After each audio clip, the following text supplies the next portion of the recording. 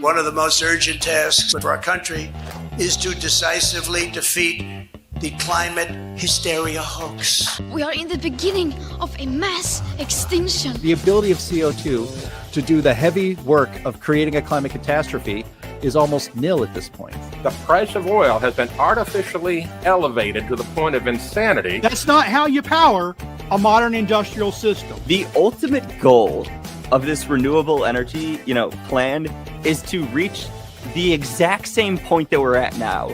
You know who's tried that? Germany. 7 straight days of no wind for Germany. Their factories are shutting down. They really do act like weather didn't happen prior to 1910. Today is Friday. That's right, Greta. It is Friday, and this is the best day of the week. Not just because the weekend is almost here, but because this is the day the Heartland Institute broadcasts the Climate Realism Show. My name is Jim Lakely. I'm your host and Executive Vice President of the Heartland Institute. We are an organization that has been around for 42 years. We are known as the leading global think tank pushing back on climate alarmism. Heartland and this show bring you the data, the science, the truth that counters the climate alarmist narrative you've been fed every single day of your life. There is nothing else quite like the Climate Realism Show streaming anywhere, so I hope you will bring friends with you to view this live stream from all around the world every Friday at 1 p.m. Eastern Time. And also like, share, and subscribe, and be sure to leave your comments underneath this video, especially about what we're going to be talking about today. These all convince YouTube's very mysterious algorithm to smile upon this program, and that gets the show in front of even more people. And as a reminder, because big tech and the legacy media are not huge fans of the way we cover climate and energy on this program, Heartland's YouTube channel has been demonetized. So if you want to help this program, and I really hope you do, please visit heartland.org/TCRS. That's heartland.org/TCRS. And you can help other friends of this program bring it to the world every single week. And as always, we want to thank our streaming partners that help expand the reach of this program. JunkScience.com, CFACT, What's Up With That, the CO2 Coalition, and our friends at Heartland UK Europe. We have a very big show today, so let's get started. We have with us, as usual, Anthony Watts, Senior Fellow at the Heartland Institute and publisher of the world's most viewed website on climate change, What's Up With That. We have Sterling Burnett, the Archbishop of Canterbury, whose day job is the director of the Arthur B. Robinson Center on Climate and Environmental Policy at the Heartland Institute. We have Linnea Lueken, Senior Fellow for Energy and Environmental Policy at Heartland. And we have producers Andy Singer and Silas Centurion Pearson working behind the scenes to make sure the show flows great. And joining us today, we are so happy to have him for the first time on this program, Danish scientist Henrik Svensmark. Until very recently, he was employed for a long time by the Technical University of Denmark, where he studied the effects of cosmic rays and cloud formation, how that affects the climate. But he was recently relieved of his position, which is something we're going to talk to him about today. Welcome, Dr. Svensmark. Thank you. All right. Well, I hope it's not too painful to talk to you about this, but I think it's an important thing to talk about. And I know that you have many friends that view this show, and of course also at the Heartland Institute. But before we get started with all of that, I want to do a little pitch for everybody watching this program today. The Heartland Institute, we are a nonprofit 501c3 organization, and every year we have an annual benefit dinner so that we can help support this organization. And this year we're having it in Chicago on Thursdays, September 3rd, 2026, at the Palmer House Hotel in Chicago. And our keynote speaker is none other than Florida Governor Ron DeSantis. He could be president one day, who knows? But he is, without a doubt, America's most effective conservative governor. I cannot wait to see and meet Ron DeSantis, and I hope you share that excitement and will join us in this very special night on September 3rd. You can get your tickets at benefit.heartland.org. You can also just go to heartland.org, our website, and the very first feature on there features Ron DeSantis. You can click on that and learn more information and get tickets. We really hope to see you there. It's a great way to support Heartland and freedom overall, and to show your appreciation for one of the best governors in America. All right. Hope to see you there. All right. Without further ado, let's start, as we do every program, with the crazy climate news of the week. Hit it, Andy.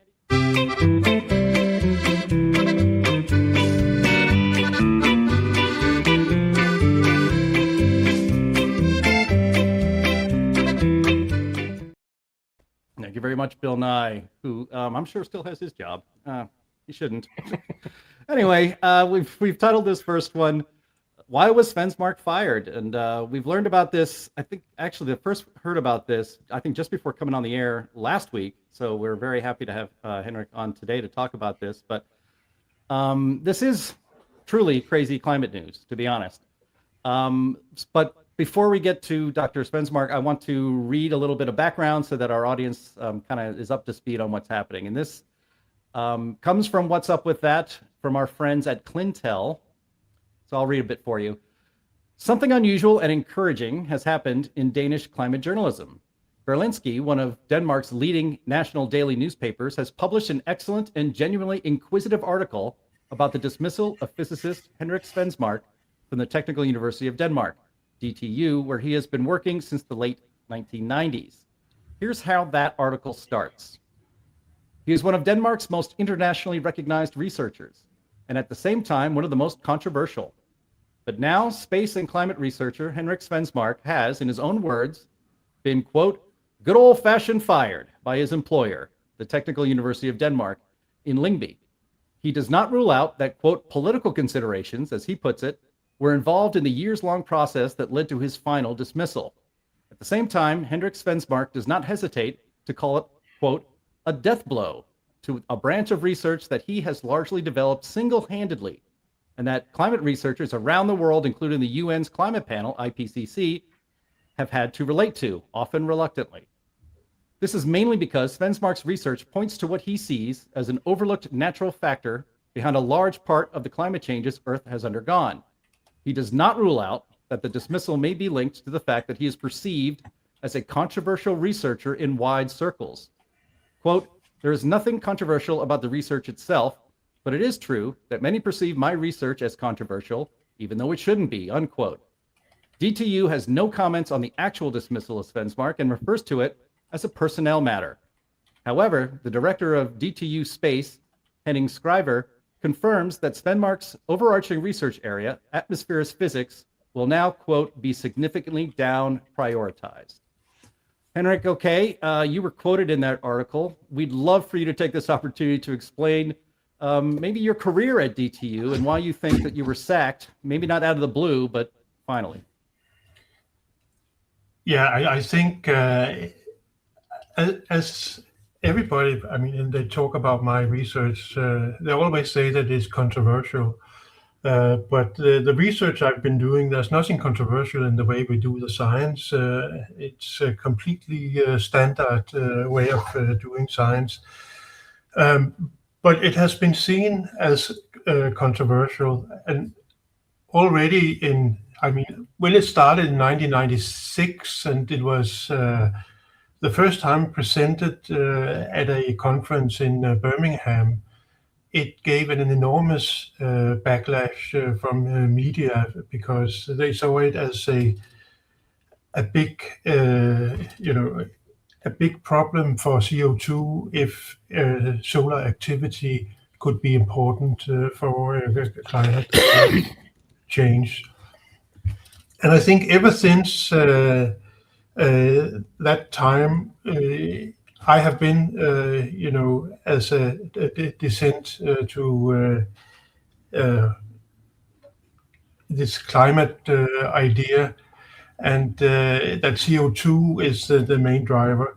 So it has been quite an uphill battle all the years in order to do the research. And the thing is, and in order to do the research, you have to have funding, and getting funding. Nowadays, when you write a proposal, it got sent out to other scientists, and it's mainly other climate scientists. And most climate scientists don't think that anything else than CO2 is important for climate change.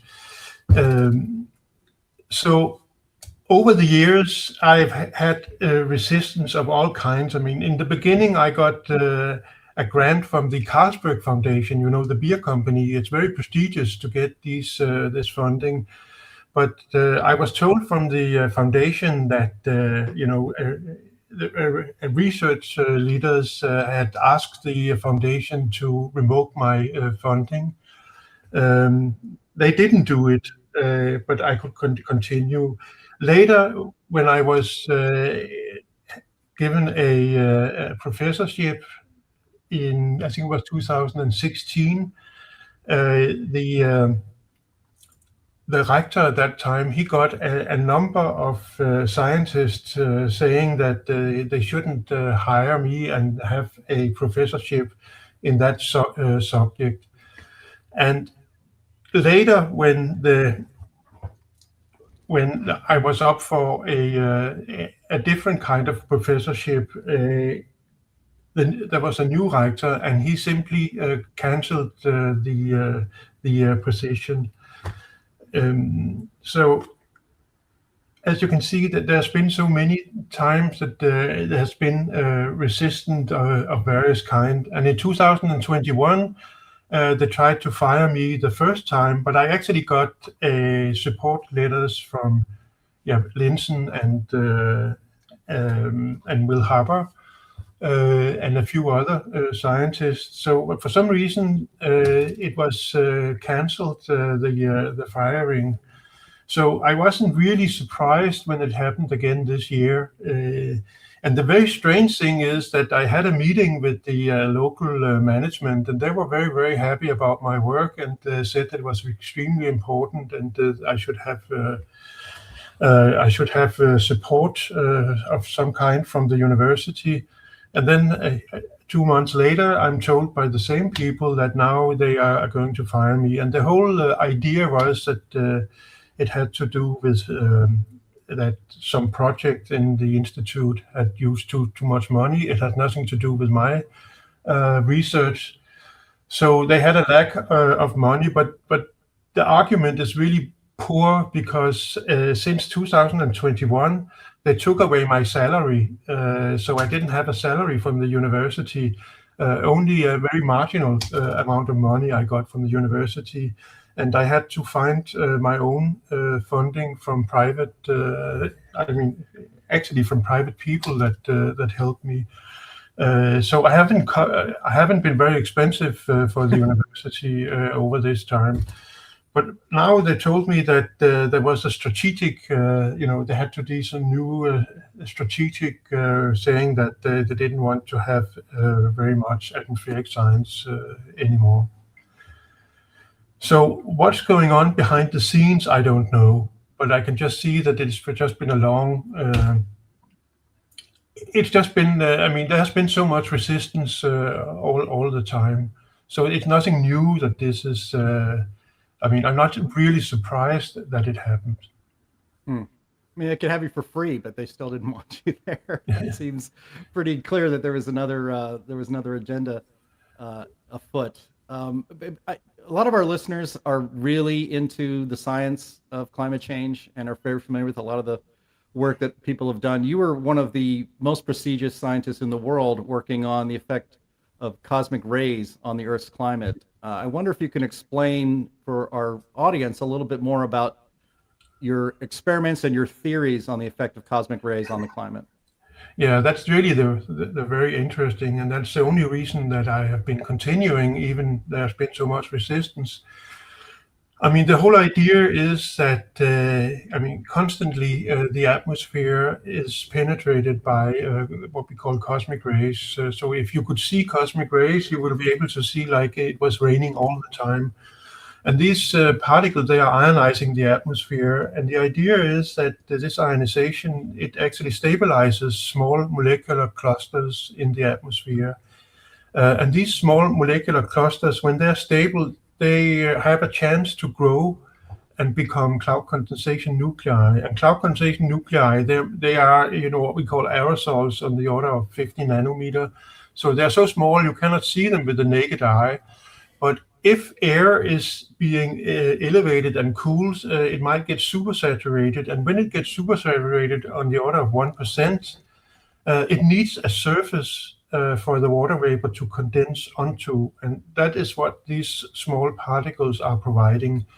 So if you change the number of cloud condensation nuclei, you are changing the number of cloud droplets in a cloud, and by changing that, you are changing the optical properties of clouds, and especially the reflections of sunlight. So if you have more cloud condensation nuclei, you get a wider cloud, and therefore you get more reflection of sunlight out. So the idea is that cosmic rays, if you change the cosmic rays, and solar activity is one thing that can change the amount of cosmic rays which come from outside our solar system, then you can modulate the cloud cover, and modulating the cloud cover, you change the energy budget of the Earth. And I mean, that was the idea we had, and one of the things that were quite important in the beginning was try to find evidence for this, and especially with everything well defined, we could do experiments.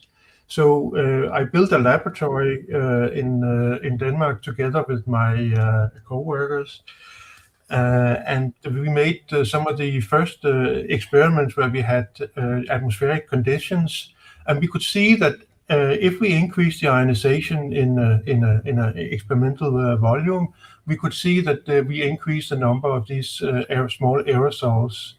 And later we did experiments where we showed that not just are cosmic rays producing these small aerosols, they are also actually making the aerosols grow faster, which is extremely important because that makes the probability of surviving to become cloud condensation nuclei much larger. So it means that there is experimentally we could see a link from the cosmic rays to the formation of cloud condensation nuclei.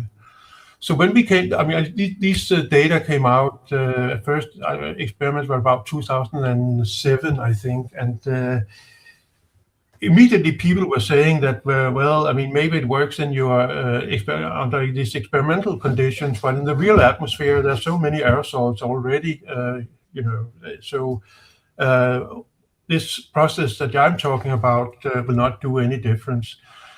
But fortunately, you can actually observe these things directly in the atmosphere, because at certain events you have what we call Phobos decreases. It's when the sun has an explosion called the coronal mass ejection. It throws out some plasma, and this plasma, it actually can screen against cosmic rays. So if it hits the Earth, you can all of a sudden within a week have a drop in the cosmic rays, maybe up to 30%. And that is almost like a natural experiment with the whole atmosphere. So when these things are happening, you can then look at a satellite data of aerosols, of clouds, and then various cloud parameters, and you can actually see that there is a beautiful reaction in the clouds. And we can also look at the Earth's energy budget at the same time. And we can see that when we have changes in the cosmic rays corresponding to a solar cycle or something like that, we actually get about 1.5 watt per square meter change between solar maximum and solar minimum. And 1.5 watt is actually quite large. And it fits beautifully with observations of how much energy goes into the oceans during a solar cycle. You can see that from changes in temperature or changes in the ocean heat content, or even the elevation of the ocean surface because of the expansions of the oceans. All of these independent way of looking at the energy that goes in and out of the oceans over a solar cycle fits beautifully with this idea. So this effect seems to be extremely important.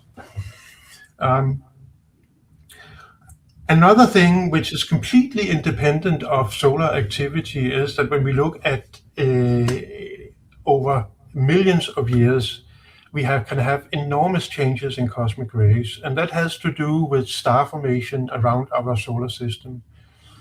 Because cosmic rays are actually produced when mainly produced when large stars explode.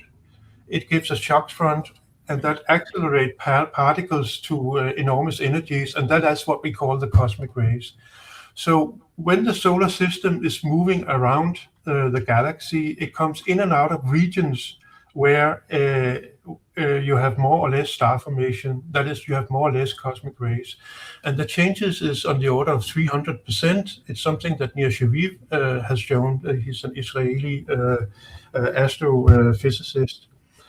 And when you look at these changes, they fit beautifully with periods when you have glaciations in the Earth's history.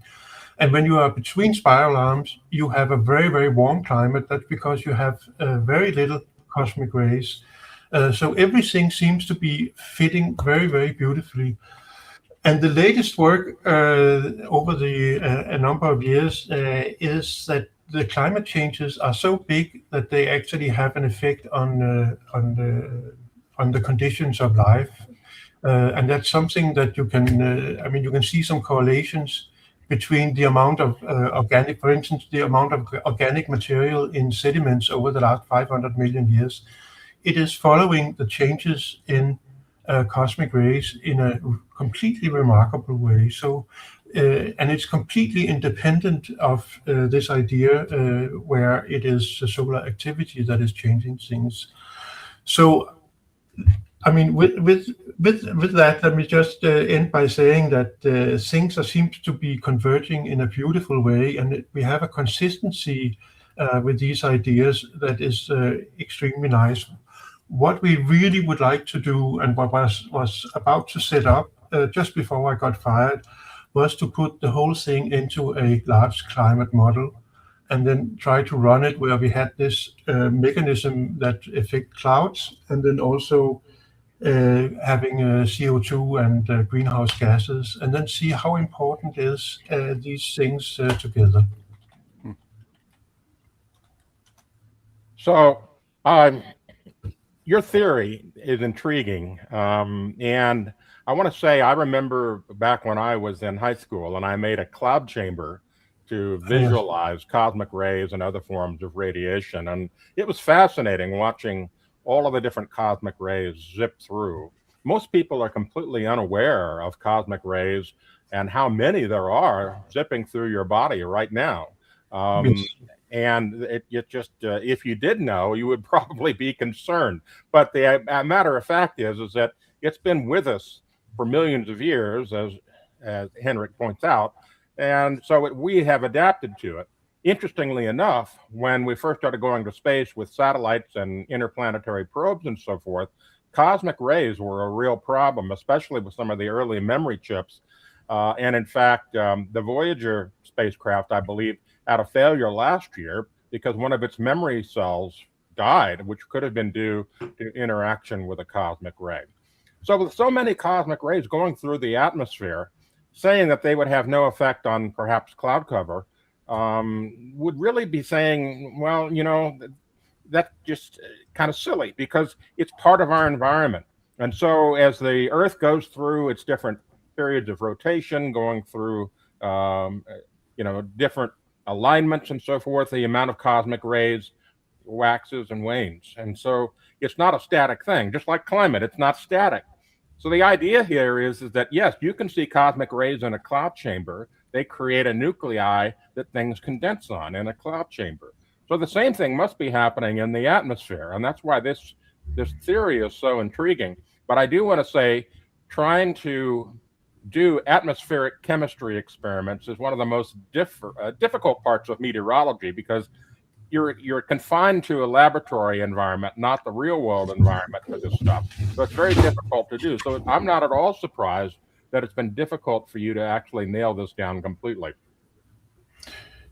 Yeah, it's interesting because it's also when I was in high school, that was the cloud chamber that actually inspired me to, work along these lines. So that's a similar experience. I mean, In the cloud chamber, you have a supersaturation of vapors, which is, 300 to 400%, and it's alcohol vapors.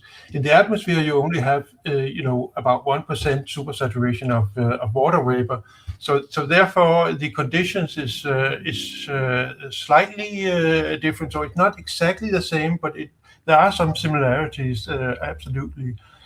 And one of the problems is that, as you say, it's experiments, and you have so you have very controlled conditions which you don't have in the real atmosphere.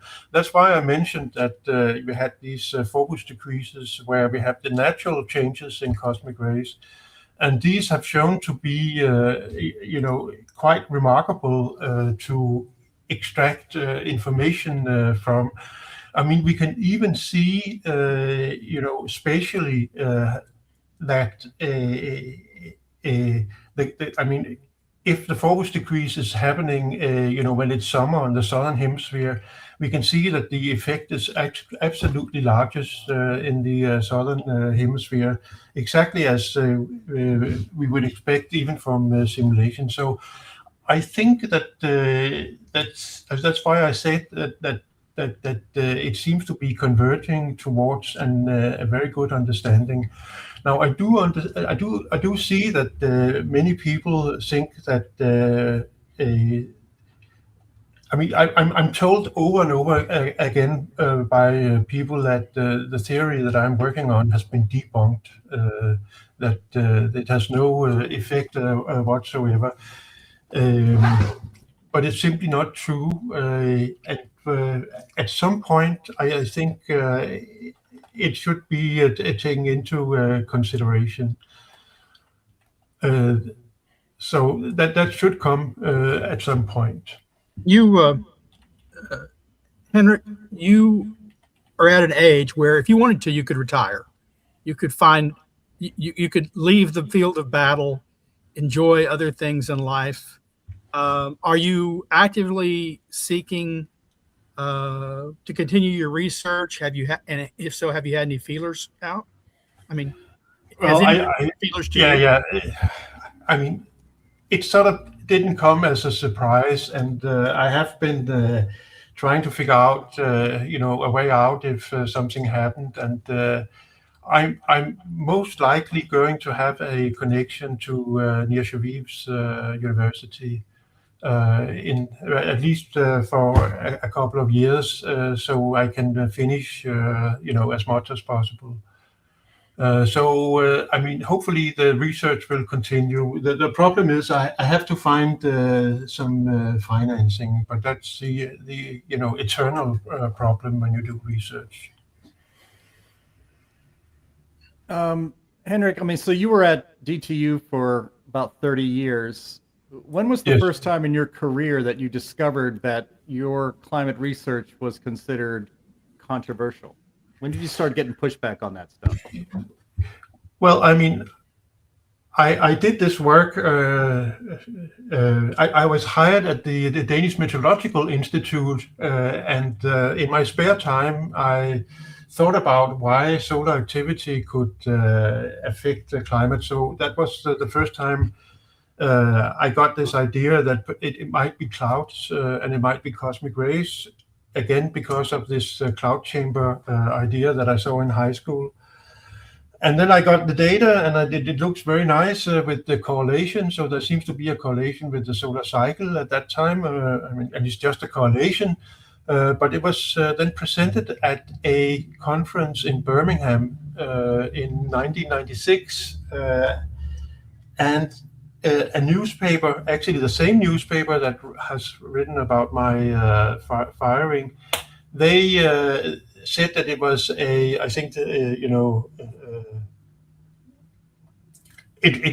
was something that could overturn, global warming or something like that. And it gave such a large media response that I was completely unprepared for the change. The things that have been done in the past, nobody was interested in it. But here, all of a sudden, it gave an enormous media. I remember coming back to Denmark from the conference, And the headline in one of the Danish newspapers was "Strong UN Critique of Danish Researchers." And that was the the former chairman of the IPCC, Bernd Bolin, who said that what we had done was naive and irresponsible. So I was sort of baptized into climate science as as being in opposition to nearly everything. And it took me some time to figure out and to sort of to relax into that situation, because I mean, I was completely naive. I had no idea that, I knew very little about CO2 and climate change. And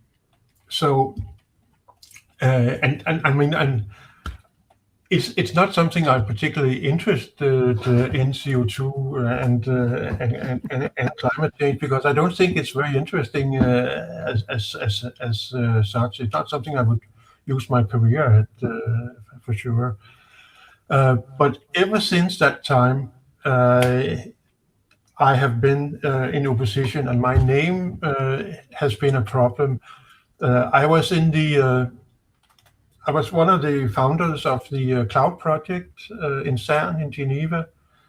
And at some point, the people that got into the project, there was more and more people from atmospheric science, and they started getting worried about having a person like me in the project, because they were afraid that they couldn't get funding if I was part of it. So I was actually thrown out of the Cloud Project. Yeah. Well, Henrik, you say that you're not that interested in CO2. Unfortunately, CO2 is very interested in you, and that was a problem during your career. I'm actually curious as to, what you've described to me is somebody who from very early on in his scientific academic career has been basically under attack or undermined and vilified right from the very beginning. How many of your colleagues at your former university place of employment have experienced something similar, where they're constantly being undermined and criticized? Do you have any peers in that regard? I mean, I'm quite alone in that respect. I had some people that I've been working with, some colleagues, and some of them have had. One of them got fired in 2021 when they tried to fire me, but then he got hired by another group. So he's still at the university, and I've still been working with him. This is Martin Enghoff, one of my colleagues. But there are other, it's been a problem, because, if I had some students coming and they wanted to do a project with me, in some cases they told me that they can't, do the project because they've just been told that if they work with me, it will be really bad for their career. So they can't work with me, and I think it's true in the sense I'm really reluctant in order to take in young people, because I was reluctant because it would not be good for their career unless they wanted to do something completely different from science. So and there's another thing. You have people who are very hostile to this type of research, but there's a lot of self-censorship. A young person cannot go into this field because it would ruin his career. So you can't do it. The good thing for me is that then I've had the field for myself. If it was a popular field, all of a sudden, I would not have been able to make all the discoveries. I would just have maybe been, able to initiate it, but many of the discoveries would not have been for me. So there are some good things. That's what I really have to, take some comfort in. Yeah. Well, look, you just said it there, Henrik, that you were depending on private funding for your research. at DTU for the last several years. You are now still seeking private. You could use some private support to continue your research. Yes. We're not going to give out your personal contact information here on this program, but this program and the people that are hosting it are not hard to find. We all have public emails. If you are interested in supporting real science by a real scientist who, you can come through the Heartland Institute, and when we find good information, we will get that to Henrik to make sure that we're doing our part to make sure that you can continue. So, because this is a complete outrage, we're having a little bit of fun with it, but it's outrageous. And I think one of the worst parts of this is what you've just said there near the end. And we've hosted 16 international conferences on climate change as the Heartland Institute. I know you've spoken at least one. And one of the frustrations, one of the laments of many of the scientists is exactly what you said, that young people who have an interest in having a long career are not going to be working very closely with people like you who are under constant attack by their universities, because that is a death sentence for their career. And that's not how science and academia should work, but unfortunately it's too common. No, it's, we have some ideals, but it's done by people, and people are doing bad things, unfortunately. But we at the Robinson Center will continue to be in contact with you, Henrik, and okay, thank you. And we'll see if we can't help get some of your work and ideas out there. That would be great. Right. Thank you. All right. Well, let's move on to let's have a little bit more fun on this show. This show is supposed to be fun. That's a big part of the show. But I've titled the next item, "No More Summer Fun." I'm killing myself here. Anyway, this comes from NPR, and it's kind of funny, actually. The headline is, "Climate Change is Now Threatening a Pillar of Childhood, Summer Break." I'm going to read a little bit of this for you, as NPR is wont to do. They like to paint a picture. On a beautiful summer day in July, 7-year-old Penelope is turning into a mermaid. "I like playing mermaid," she says, with her feet dangling in the swimming pool at Beauvoir Summer Camp in Washington, D.C. "Like I'm a human, and then I turn into a mermaid, and I use one of the pool noodles as a dolphin, and I play with my friends," she says. How sweet. Penelope and her best friend Sam, also 7, say pool time is their favorite activity at this camp. But the pool was empty during the last free swim. Campers spent the day indoors to avoid hazardous air quality from wildfire smoke. And earlier in the summer, the heat forced them to cut down their outside playtime, says Drew McKay, director of the summer camp. "This summer has brought no shortage of extreme weather and wildfires across the country. In northern Minnesota and Canada, fires devastated communities and caused dangerous smoke to blanket large swaths of the Midwest and northeastern United States. Deadly floods prompted disaster declarations in parts of Texas, and an extreme heat wave in July was dubbed the new normal for 4th of July celebrations. As the climate warms due in large part to burning fossil fuels," not true. "Research shows that heat waves, droughts, hurricanes, and floods have become more intense and more frequent," also not true. "Families are feeling it. Further north in Pennsylvania, Lauren Smith and her kids have had a summer full of dangerous weather. First, it was the extreme heat that disrupted the normal activities at a soccer camp, with temperatures reaching almost 100 degrees on a big treeless field. Then, wildfire smoke kept the family in the house. When the nonstop rain hit, it was almost a blessing. With weather conditions that make outdoor fun not just impossible, but dangerous, parents, summer camp leaders, and school-age kids told NPR how they are experiencing the effects of the changing climate. Quote, "It's changed my summer a lot," said Penelope the mermaid. She describes climate change as, quote, "The areas around you are just like changing all around you all the time," unquote. How did a 7-year-old already know that the climate change is making weather worse around you all the time? Anthony, let's go with you. You flagged this for us this week. Is this climate change, or is this summer just like all the rest? Well, I think what I'll do here is I will channel the Beach Boys and say it'll be fun, fun, fun until climate takes the T-bird away. Well done.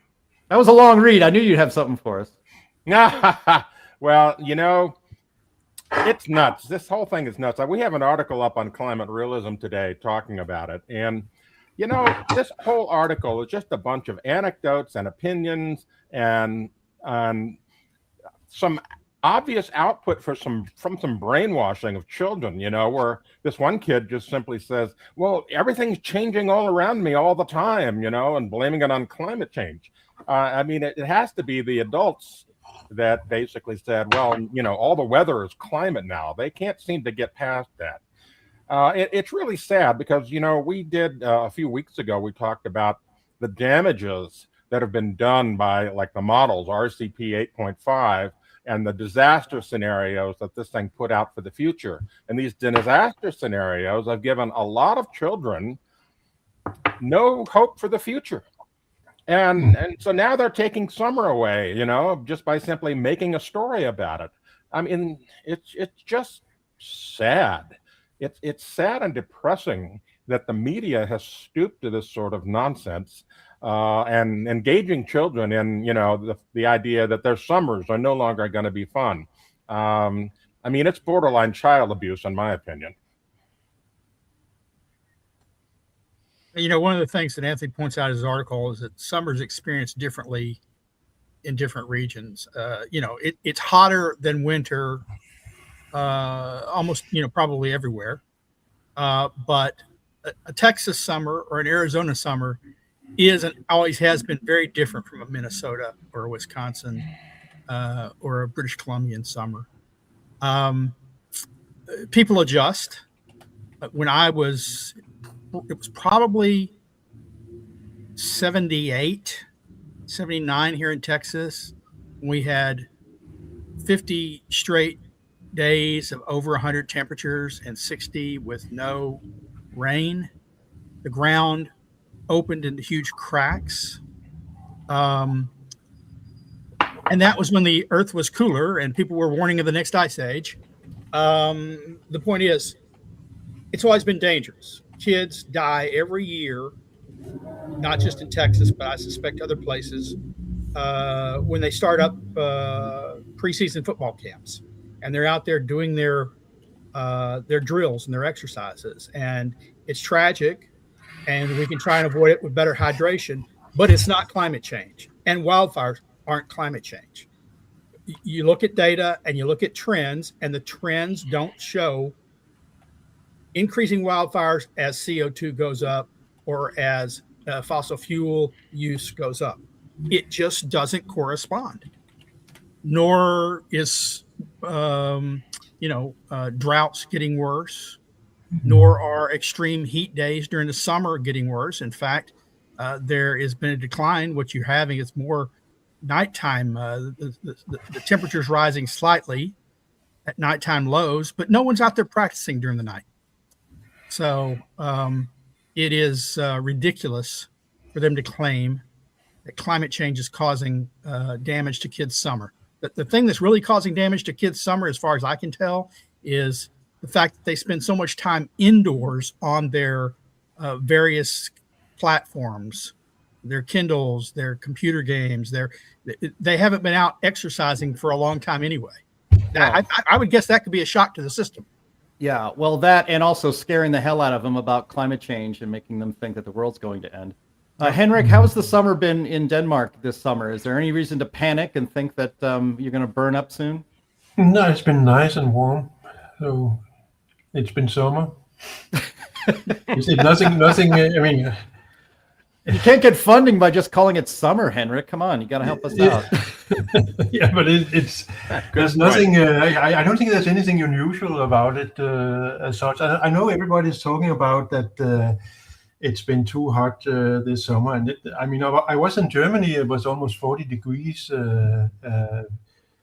but it only lasted a few days, so that was okay. I also understand that in France they have had a lot of wildfires, but they also arrested about 240 something persons who have been initiating the wildfires. So it's arson, many of these wildfires. Yeah, So, I just saw something the other day that it's the lowest number of wildfires in Europe on record. probably, One of the things that really bothers me, that's bothered me all summer during this so-called heat wave that we're suffering. Parts of Europe have suffered a heat wave. There's no question about that. and parts of America have suffered higher than average temperatures for days. But you know what? America and Europe are not the world. No. They are not the world. And South America and Antarctica, huge continent, are suffering record-setting cold and snow and temperatures far below average. Even parts of Alaska just got snow last week or earlier this week, inches of snow. That's not supposed to be happening during the late summer. So no one's talking about these places where it's cooler than average. And if it is cooler than average, are we going to blame climate change for that too? If so, it balances out. You know, I don't know what to say. All I know is the media focuses on one thing. They're like a dog with a bone. They worry it to death, and they don't focus on anything that's not that particular bone. In this case, all the cold temperatures, all the snow that are blocking people in South America at resorts. 200 cars abandoned because of snow. They're having to truck them out with emergency vehicles, and no one's talking about it. Yeah. Linnea, close us out. Yeah, I mean, it's human beings are bad at reflecting on like the context of the temperatures that they're currently dealing with. If it's hot, it's the hottest you've ever felt, unless you had something really remarkable previously. You know, last summer here in South Carolina was fairly mild compared to a couple years ago when it was really hot. And then this summer has been hot again, kind of back to usual. It's that muggy July, August weather where you don't even want to go to the beach really, because the beach, the Atlantic is also like 80 degrees and it's just not even refreshing to get in the water.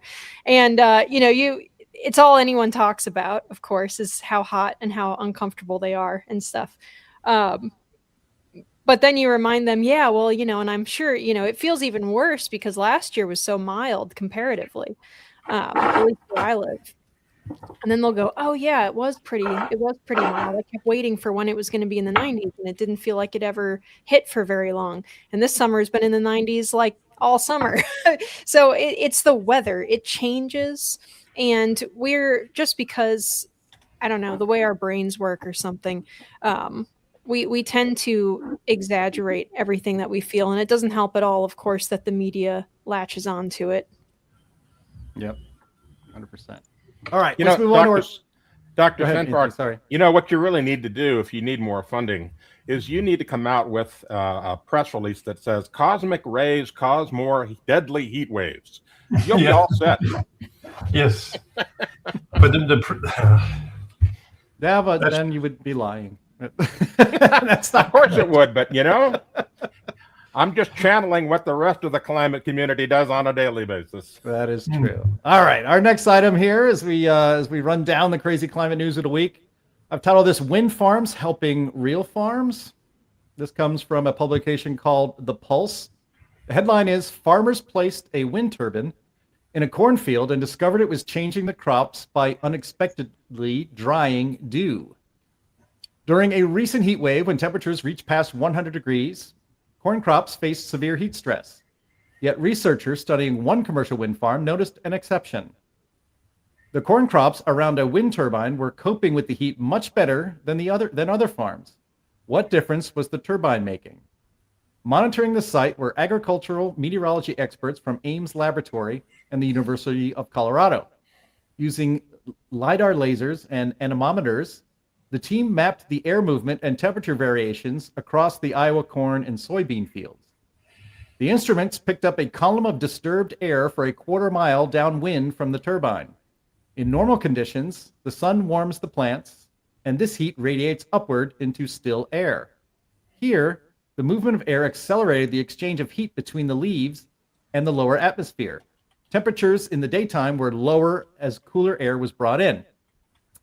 The research team visited the site at dawn, realizing that the effect of the disruption in the atmosphere continued throughout the night. The mixing of the lower layers of air meant that warmer air was drawn to the surface. The result was a reduced risk of frost, which is an important protection factor. The inspections also showed a marked difference in morning moisture levels, which was important. The dew that usually clings to corn leaves was recorded to be evaporating a lot faster in the turbine's wake. Lingering moisture on plant leaves gives fungal pathogens and leaf toxins time to take root. But by drying the foliage quickly, the breeze reduced these risks while cutting the costs farmers pay for artificial drying after harvesting is complete. The airflow was also altering how the plants absorbed nutrients. Corn requires a steady supply of carbon dioxide to grow, and this was facilitated directly through the plants with the moving air. Sterling, I want to start here with you after that bit of a setup. We're often critical, my reaction to this is that we're often critical of the expansion of wind installations across the country, blighting the landscape, but perhaps this is a case where putting windmills on cornfields might actually be a good thing? Only if you ignore every other bad thing that they do. If you take this one thing in isolation, and if it's true, because I've seen multiple studies over years that don't look at one facility and one cornfield, that finds the typical impact of turbines, maybe not hundreds of yards downfield, but in the immediate area, is a drying of the soil. So there's less soil moisture, which isn't good for corn or any other crop. Concerning dew, okay, well, I guess if dew stays on the underside of plants for long periods of time, that could tend to form a fungus. Yet, it's in my experience, actually going into cornfields, dew doesn't stay on those plants very long after the morning sun rises. It dries out, or it drips off into the soil. So that's part of the soil moisture. So I'm unconvinced this is a new, we finally found a justification for wind farms. They're expensive. They kill birds and bats. They have to be subsidized. They make the grid less reliable. And I would wager that if you balance the supposed impacts of the drying of the moisture on the underside of the leaves, the dew, compared to the impact on the soil moisture, they're of net harm to crops overall, despite what this one field and one study may say, because that's what the other studies have said.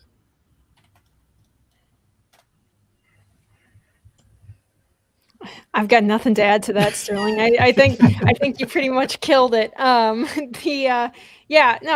It's the same with any industrial facility. I mean, there's always going to be something, especially when it comes to a wind turbine where you have, there's a downstream air effect and stuff. There have been studies, I believe, in the North Sea looking at the effect on like downstream weather patterns and stuff from the big turbine fields offshore.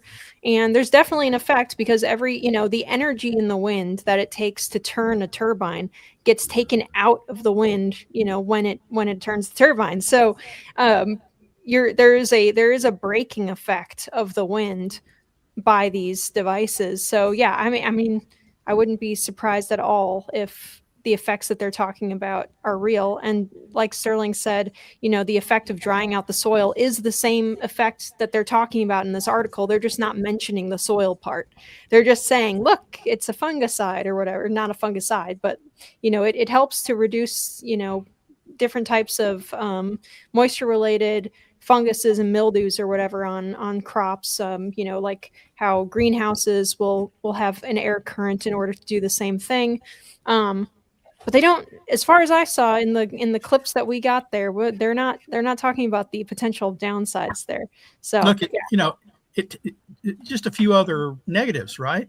It takes about 5% of a field's growth, useful land out of production.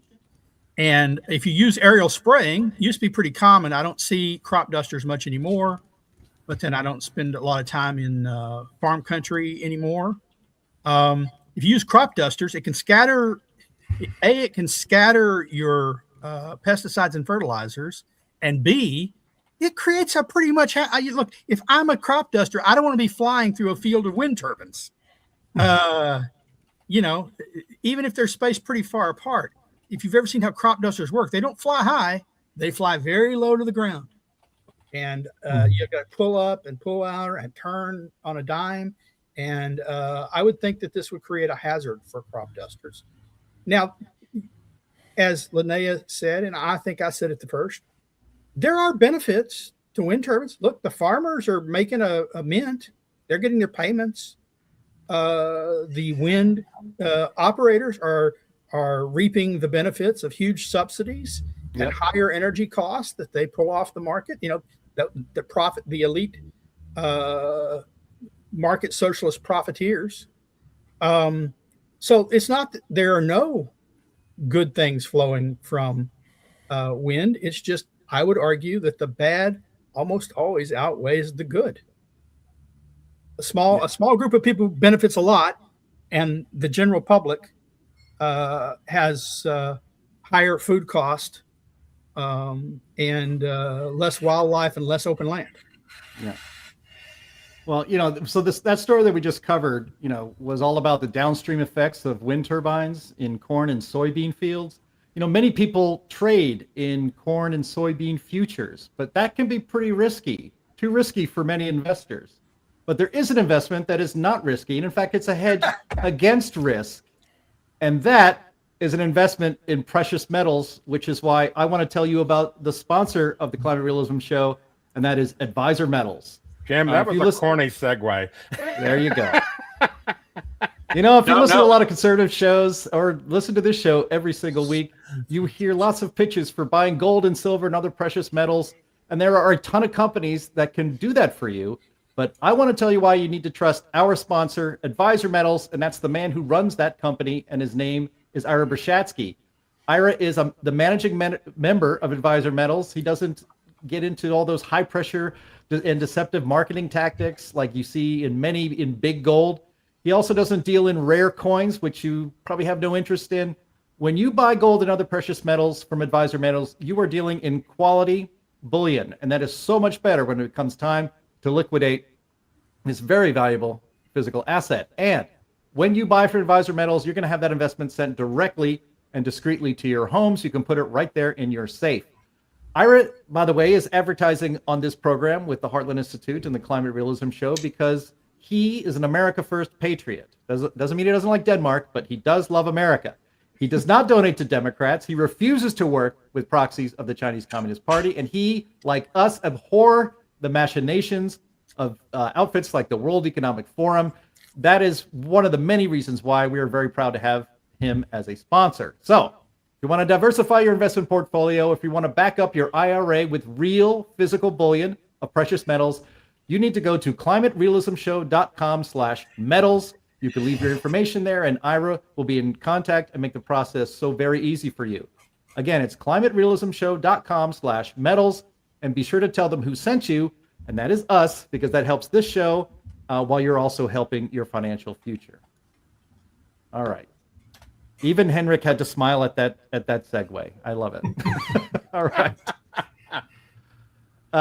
Yes, I'm trying to give Linnea a run for her money. It's a big competition we have going on back and forth. I think I did myself pretty well there. That was the best yet.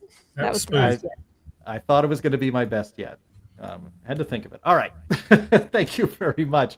And speaking of comedy, so before we get into the Q&A section today, this was shared in a group of climate realists that I message with here and there. This is a pretty funny video. It's 3 minutes long. We normally don't play videos this long, but this is definitely worth it. This comes from an account called Artificial Idiots, and they do AI videos of comedy. And this is a very funny comedy video, I think, about net zero in Britain. So let's have a watch. Tonight, we're going to be investigating net zero, a bold government plan that aims to save the planet by drastically cutting carbon emissions. But do the British public believe in a cleaner, greener future? Or is it just another crazy idea destined for failure? We sent our reporters around the country to find out more. What do you think of net zero and the government's energy policy, sir? a load of bollocks, that's what I think. Any thoughts on net zero? It's so important if we want to save the planet, and if my granny has got to freeze to death because she can't afford to put the heating on, then so be it. I'm currently joined by Officer Longcock, and I believe what we're standing on now is the newest submarine to join the Royal Navy fleet. Can you tell me what's so special about it? HMS Sunshine is the world's first solar-powered submarine. It cost £400 billion to develop, and it really is one of a kind. Have you encountered any problems with it yet? Well, obviously the solar panels don't work underwater, and we can only store enough power to keep us moving for 15 minutes at a time. So, unfortunately, we do have to keep resurfacing for a minimum of 24 hours to recharge the batteries, which isn't exactly ideal. I've now been joined by Ted Willihan, who is Secretary of State for Energy Security and Net Zero. Hi, Jenna, and a big hello to all the peasants watching at home. Ted, is it true you want to replace all the farmland and cows behind us and fill all this area with large solar farms instead? Farming isn't good for the environment, and cows cause too much pollution with their farts, so Yes. solar farms are the answer. What do British farmers think of this? Farmers fully support me, and they think I'm doing a great job. Solar is the future of farmland. You don't have to get up at 4 a.m. to milk a solar panel. Willie Hand, you wanker! Get off my land! How do you feel about Britain having the highest energy bills in the world? It's ridiculous. It's that bad. I've started sleeping with my husband again just to warm me up for 2 minutes. Thoughts on net zero? It's not good. No meat, no dairy, no holidays and no money. They should just reopen the coal mines and stop worrying about windmills and cow farts. Ted, I think that farmer spoke for everyone in Britain right now who are struggling to afford their energy bills. What do you say to those people? If I was them, I'd just get a higher paying job. For example, if you're earning minimum wage, just get a job on £50 an hour instead, and that will make bills much more affordable. But why are energy prices going up? Well, that's just not true. If you look at this chart here, you can see energy prices are actually going down. I'm pretty sure that graph is upside down, Ted. Oh, yes, it is. My mistake. Well spotted. What about pensioners who can't work? We heard a story last week about an 80-year-old woman who was wearing 3 jumpers and 2 coats and was still cold. What do you say to her, Mr. Willihan? I would suggest that maybe she should consider wearing 4 jumpers and 3 coats instead. Either that, or perhaps she could just visit Benidorm for a few months during winter.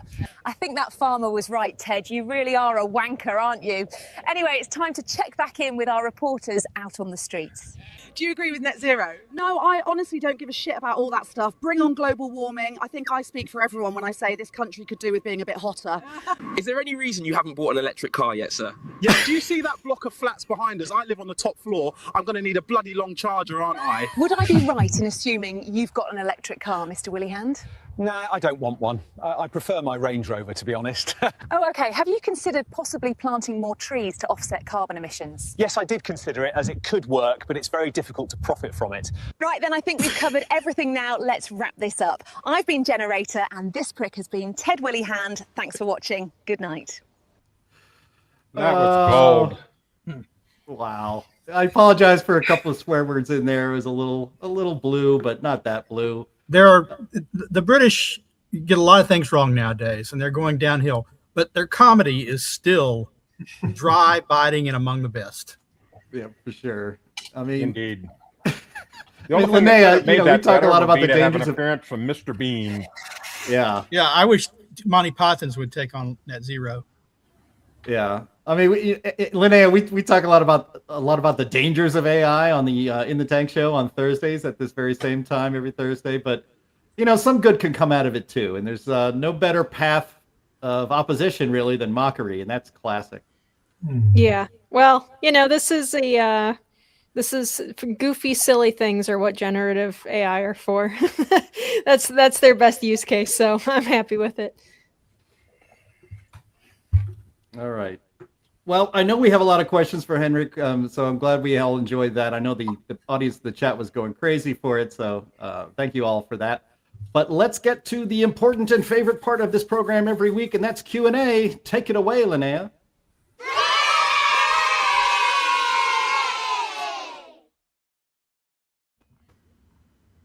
All right, thank you very much.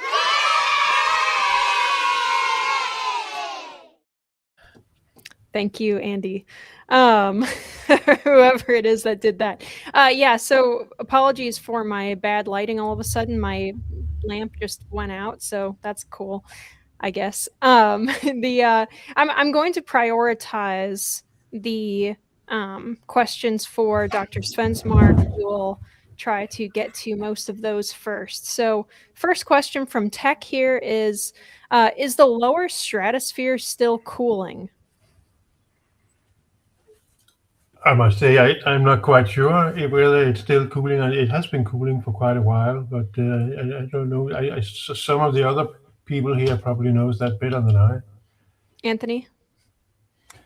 I honestly don't know either. I have not been tracking it. I know the lower troposphere is warming, but as far as the lower stratosphere, I just don't know.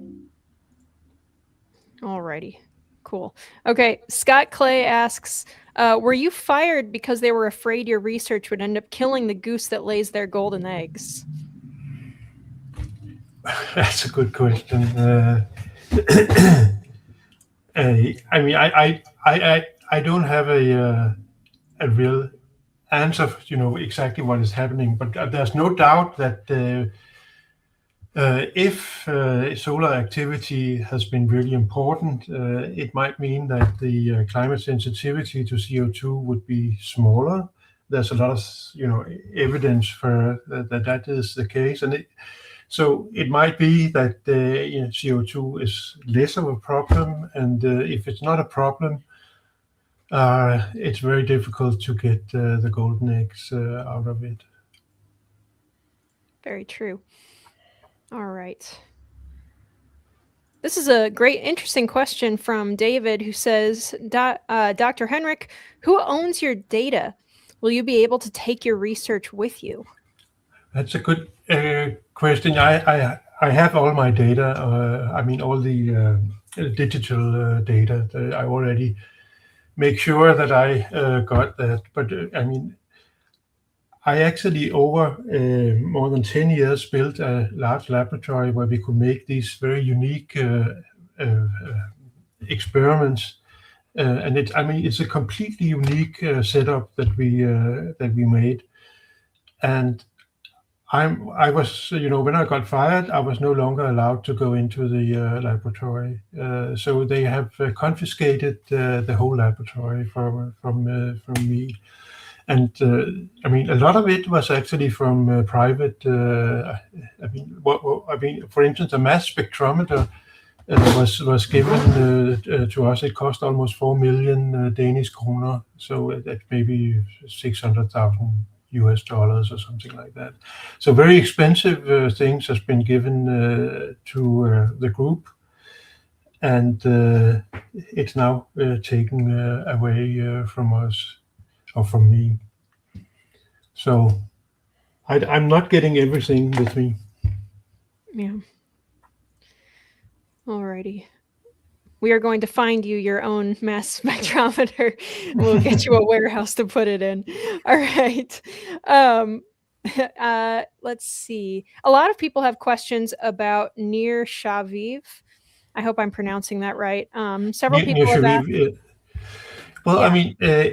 Nir Shaviv, he did this work with the idea that as the solar system is moving around the galaxy, you go in and out of, more or less cosmic rays, and that fit very beautifully with when you have glaciations on the Earth.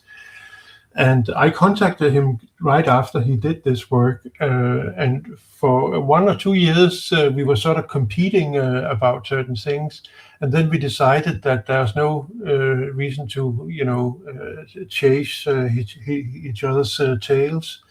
So we have been working together ever since. So Nir Shaviv is one of my closest collaborators. Excellent. I'm sure that a lot of our audience will be glad to hear that, because we do have a lot of questions about it. So apologies to audience members who asked about it, and I did not get to your particular question, but we do have a question from Scott asking if Nir has been persecuted the way you have for his research. No, not in the same way, because in Israel they have global warming is not a big thing. They have real problems in Israel, and so they don't really care that much about Nir Shaviv. They're much more relaxed about these things. Alrighty. This might kind of be a question for our producers here. Above Us Only Sky asks if we can get the graph showing the correlation between variations in cosmic ray flux and change in sea temperatures. I'm not sure if we can. We'll see if. Well, I guess we'll set somebody to looking for that graph, and then. Yeah, I of course have a graph of that, but yeah. Alrighty. And it's a beautiful correlation. Jim, you're muted if you're talking. Oh, I was just saying, Henrik, if you can put it, if there's a URL, if it's out there publicly, if you want to paste that link into the private chat, maybe we can pull it up on screen. I don't have a URL. Oh. I don't think so. So I have it in a PowerPoint.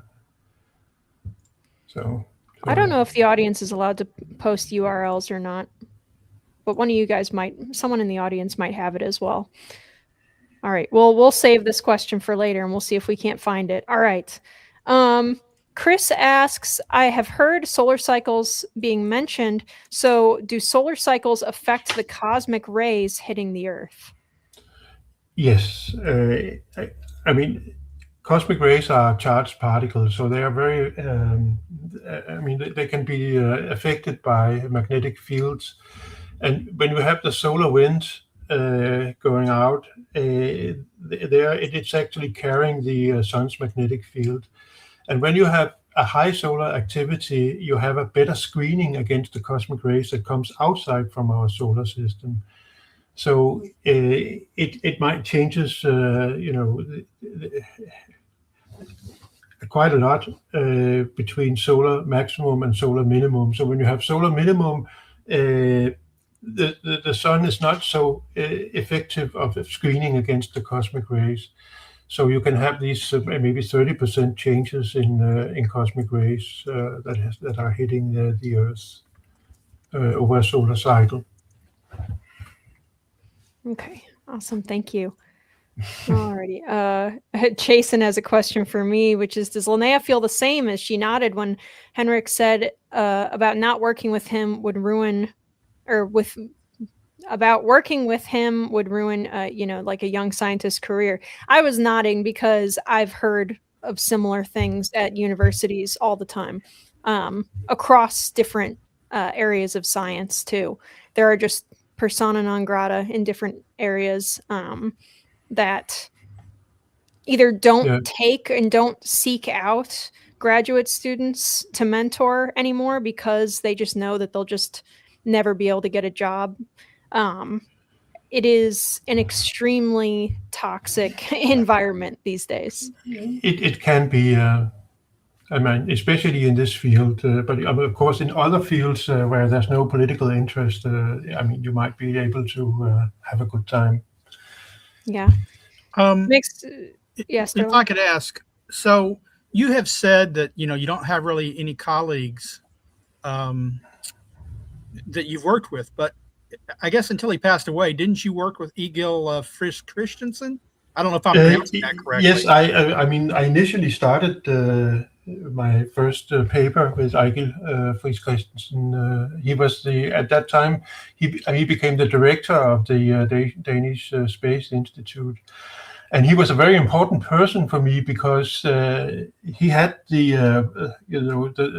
position where he could sort of protect me against many of the attacks that came, and he actually really helped me in the beginning. Unfortunately, he died a few years ago, but he was certainly an important person. We have this nice comment from Doug who says, thank you for bringing Henrik onto the show. He's a great man and scientist, only wanting truth to prevail. So you've definitely got fans in our audience. Thank you. That's very kind. Let's see. Mr. Johansson here says, question, in some of your papers, there is another author who is Jacob Svensmark. Is that your son? And will he be continuing the same research? That is actually my son. I mean, it's difficult to find someone to work with. And Jakob, he started working with me when he was about 16 years old. And then we tried to get him, be able to continue, and he applied in order to continue the research. But the usual problem, couldn't get any funding whatsoever to continue. And he's now, I think half a year ago, he started working as a math teacher in a high school.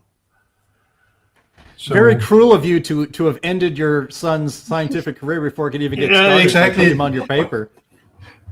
Well, when he said to me he wanted to go into science and study physics, I said to him it's a really, really bad idea, because it will be very difficult to get a job.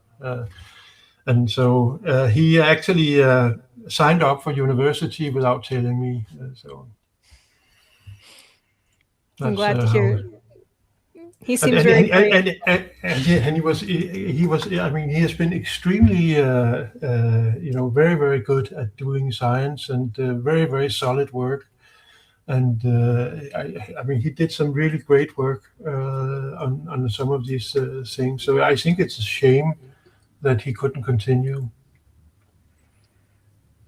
Absolutely.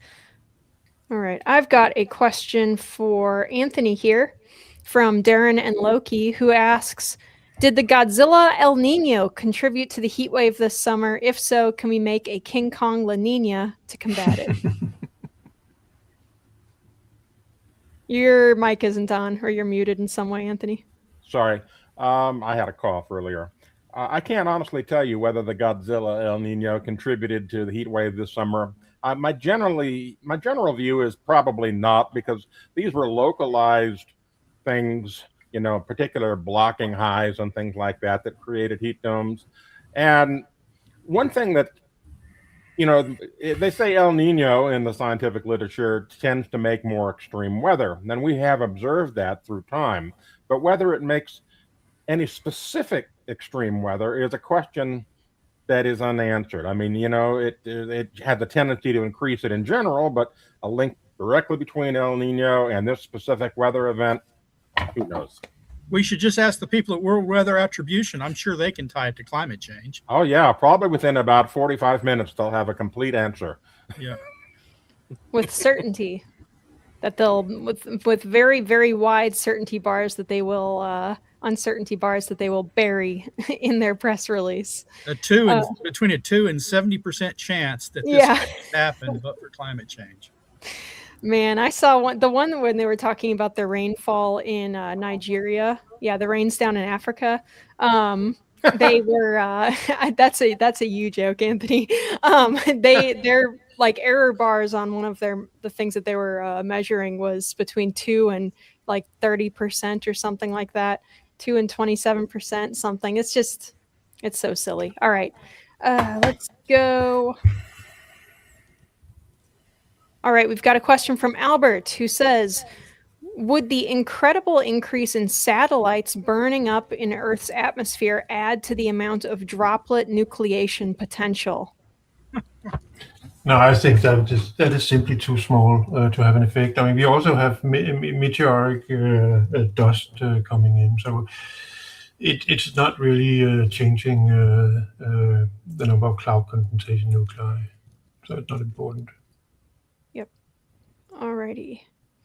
We've got I want to bring this up real quick from Engineer Guy, who's a longtime friend of the Heartland Institute, who's asking, how are we doing on hurricane numbers so far? July is now over, going into August or September predictions.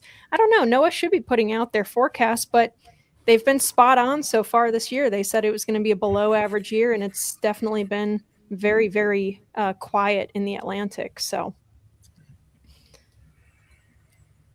let's go. Jay Wester, I guess this is a Jim question. Would it be possible to create crowdfunding for Henrik's research, maybe directly on the Heartland Institute website? That's a very promising idea. We will look into it. I was going to mention at the wrap up of the show, which is coming here pretty soon, that I'm not hard to find. Go to heartland.org. I'm not hard to find. My email is public, so you can find that. So anybody who's interested in supporting Henrik's continued work, especially he was right in the middle of an experiment when he got told, so he probably used a little funding. Yeah, you can contact the people on this show. We'll find a way to make it happen if we can. Thank you. Alrighty, let's go. Where are my questions? Okay, let's see. Okay, here's one from Chris who says, how much do cosmic rays vary by as we sail through space? So I guess that by is probably just a edit, like a typo. But how much do cosmic rays vary as we sail through space? Well, I mean, we are sort of shielded against cosmic rays by several things. We have the Earth's atmosphere, and we have the Earth's magnetic field. Then we have the sun's solar wind. And then if you go outside the solar system, I mean, you would have a more or less constant, but it will probably be maybe 1 or 2 times, larger than what we have here on Earth. So it varies quite a lot,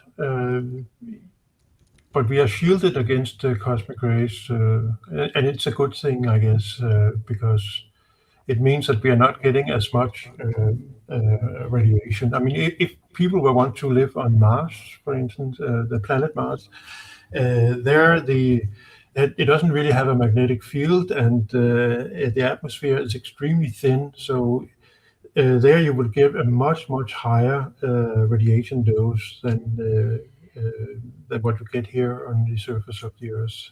So that will be a problem if you want to settle on Mars. You have to solve that problem.